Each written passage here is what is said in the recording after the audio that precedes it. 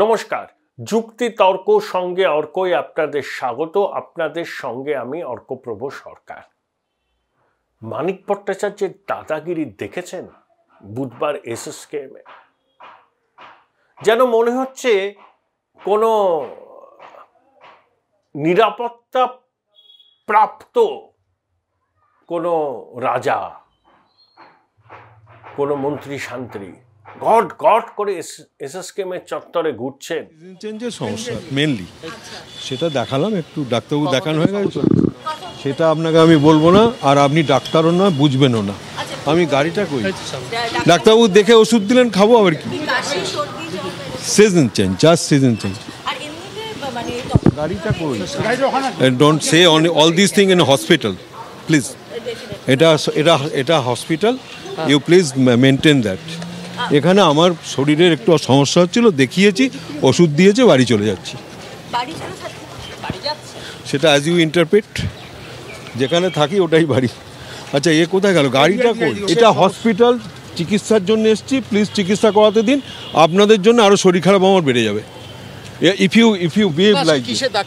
আপনাকে আমি বলবো না, you are not a doctor, you will not understand my problem. আমি যেখানে খুশি যাবো, দ্যাট আমার কোনো বাধা নেই যেতে, আর আপনাকে বলার কথাও আমার নেই। নিশ্চয়ই আমি হসপিটালের মধ্যে যাচ্ছি, হোয়াই ডোন্ট টু আন্ডারস্ট্যান্ড? আপনি এসছেন কেন আমি জানি না। আমি হঠাৎ সুপারের ঘরে যাইনি, আমি হসপিটালে এসছি। আপনারা যদি আমাকে এইভাবে আরও হরিফাইড করেন, তাহলে I shall be again go to the doctor to see. আর সঙ্গে যেদিন পুলিশ ছিলেন, তাদেরকে দেখে মনে হলো যে মানিকবাবু সেবা করতে পারলে তারা কৃতার্থ বোধ করবেন।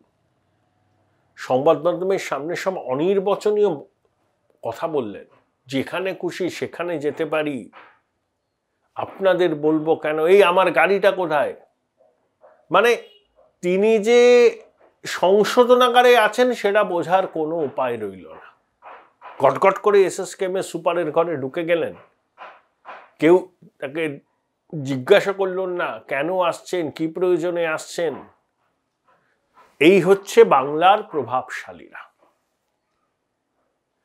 মানিক ভট্টাচার্যের 70-এর উপর বয়স, একটা লোক কতটা নির্লজ্জ হলে এরকম বুক চিতিয়ে ঘুরে বেড়াতে পারে। বাংলার কয়েকটা প্রজন্মের সর্বনাশ করে এই চোরটা বীরদর্পে ঘুরে বেড়াচ্ছে। লাজ লজ্জা বলে কিছু নেই। লজ্জাও এদের দেখে লজ্জায় সরিয়ে দাঁড়ায়। এরা মাতৃজঠরের লজ্জা বললেও কম বলা হয়, জানেন? কি নিরুত্তাপ, এখনো কি দম্ভ, কি অহংকার। বলছেন বাড়ি যাব, আসলে জেলখানাটাকে বাড়ি বানিয়ে নিয়েছেন না। বিশ্বাস করি না মানিক চোর। এই কথাটা 23শে নভেম্বর নেতাজি ইন্ডোরে বলার পরই মানিকের সাহস বেড়ে গেছে।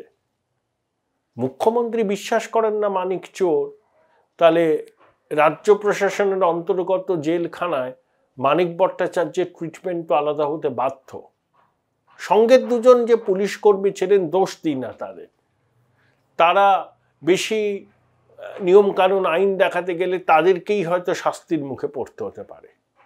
কারণ যেভাবে মানিক বললেন, এই আমার গাড়িটা কোথায়, যেখানে খুশি যেতে পারি, বাড়ি গিয়ে ওষুধ খাবো, মানে জেলখানাকে বাড়ি বানিয়ে দিয়েছেন। এবার ভাবুন কত বড় প্রভাবশালী।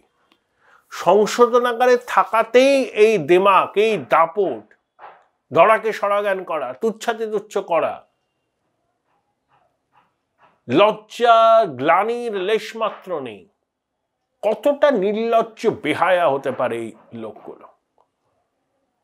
এখনো বড় বড় মুখ করে ঘুরে বেড়ায়, হাসি হাসি মুখে ঘুরছে, দাপিয়ে বেড়াচ্ছে, বাংলার কয়েকটা প্রজন্মের সর্বনাশ করে। চোর মানিক। এই ছবি আমাদের দেখতে হলো। তবে মানিক স্মার্টনেস দেখাতে গিয়ে নিজের বিপদটা ডেকে এনেছে। এরপরে ইডির আইনজীবীরা মানিকের জামিনের মামলা শুনানিতে বলবেন, দেখুন মানিক কত প্রভাবশালী। সংশোধনাগারে থাকাকালীনই গটগট করে চলে যাচ্ছেন এসএসকেএমে, কেউ তাকে বাধা দিচ্ছে না। সংশোধনাগারকে কার্যত নিজের বাড়ি বানিয়ে নিয়েছেন। পুলিশ কর্মীদের বলছেন, এই আমার গাড়ি কোথায়? উনি কিসে এসছিলেন, পুলিশ ভ্যানে নাকি পুলিশের জিপে? আমার গাড়ি কোথায়? ব্যাপারটা বুঝলাম না। পুলিশ ভ্যান বা পুলিশের টাটা সুমো, সেগুলো ওনার গাড়ি কি করে হয়? তাহলে কি ওনার গাড়িতেই এসছিলেন? রহস্যক্রমে ঘনীভূত হচ্ছে। আসলে সাদে কাকু কৌস্তুভ রায় এসএসকেএম এর নিরাপদ আশ্রয়ে থাকতে চায়? আমি আপনি থাকবো হসপিটালে? ঢুকলে পরেই তো মনে হবে কতক্ষণে বাড়িতে যাব বা বাড়িতে গিয়ে থাকি, যা হয় হবে। আর এরা দেখুন এসএসকেএম এ ঢুকে বললে আর বেরোতে চায় না। কেষ্ট কতবার এসএসকেএম এ গেছিল, এখন তিহারে গিয়ে গড়াগড়ি খাচ্ছে। মানিকদের মনে রাখা উচিত, পাপ বাপকে ছাড়ে না। এটা মনে রাখবেন। যা সর্বনাশ আপনারা করেছেন বাংলার ছেলে মেয়েদের সঙ্গে, এই অপরাধের কোনো ক্ষমা নেই। কিন্তু মানিক সেটা বুঝছেন না। মানিক বুঝতে পারে যে মুখ্যমন্ত্রী যখন বলেছেন বিশ্বাস করি না মানিক চোর, মানিকের সাহস, স্পর্ধা, আত্মবিশ্বাস বহু গুণে বেড়ে গেছে। সমস্ত টিভি চ্যানেলের ছবিগুলো দেখিয়েছে মানিকের বেপরোয়া মনোভাবের ছবি। হম্বি তম্বি হাব বাপ, সংবাদ মাধ্যমের সঙ্গে বেঁকিয়ে বেঁকিয়ে কথা বলা। কি বললো, আমি হরিফায়েড, এরকম একটা কিছু বলেছিল। আগে একবার মানিক বলেছিল, আই এম রক্তাক্ত বাই প্রেস। ইংরেজিটাও ভালো করে বলতে পারেন না। বলতে পারেন না যখন বলেন কি করে, আই এম রক্তাক্ত বাই প্রেস? মানিকের অধ্যক্ষ হওয়া বোধহয় ইউজিসির নিয়মকানুনকে বৃদ্ধাঙ্গুষ্ঠ দেখিয়ে, ওই যোগেশচন্দ্র ল কলেজে হয়েছিল না, সেটা অবশ্য বাম আমল। এরা কখন বাম কখন ডান বোঝা খুব মুশকিল। যে যখন ক্ষমতায় থাকে তখন তার পায়ে পড়ে যায়। মেরুদণ্ড নেই তো না, মেরুদণ্ডে তো ঘাসপালা। তো আমরা বঙ্গবাসী শিহরিত হয়ে গেছেন যে একজন জেলবন্দি অভিযুক্ত, প্রাথমিক শিক্ষা পর্যায়ের চেয়ারম্যান, বুড়ি বুড়ি অভিযোগ তার বিরুদ্ধে। ইডি আদালতে আইনজীবীদের সওয়াল করে জানাচ্ছেন মানিকের বিরুদ্ধে কি কি তথ্য প্রমাণ তারা পেয়েছেন। আর সেই মানিক ভট্টাচার্য একেবারে বেপরোয়া হয়ে এসএসকেএমকে নিজের বাড়িঘর মনে করে সরাসরি সুপারের করে ঢুকে গেলেন। পারবেন? আমি আপনি পারবো? কেউ জিজ্ঞাসা পর্যন্ত করলেন না। আর সঙ্গী পুলিশ কর্মীদের দেখে খারাপ লাগছিল, কার্যত নাজেহাল দশা।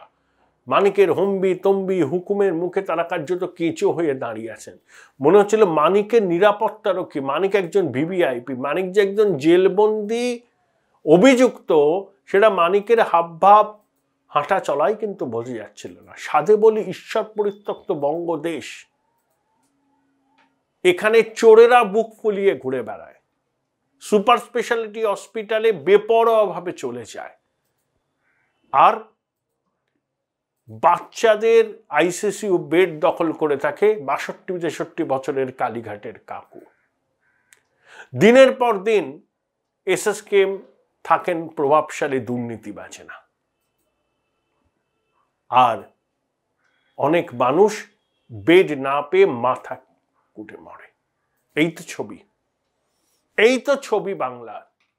মানিকের দাদাগিরি ছবিটাকে আরো বেআব্রু করে দেখিয়ে দিল আমাদের। ঈশ্বর পরিত্যক্ত বঙ্গদেশে এইসব লোকজন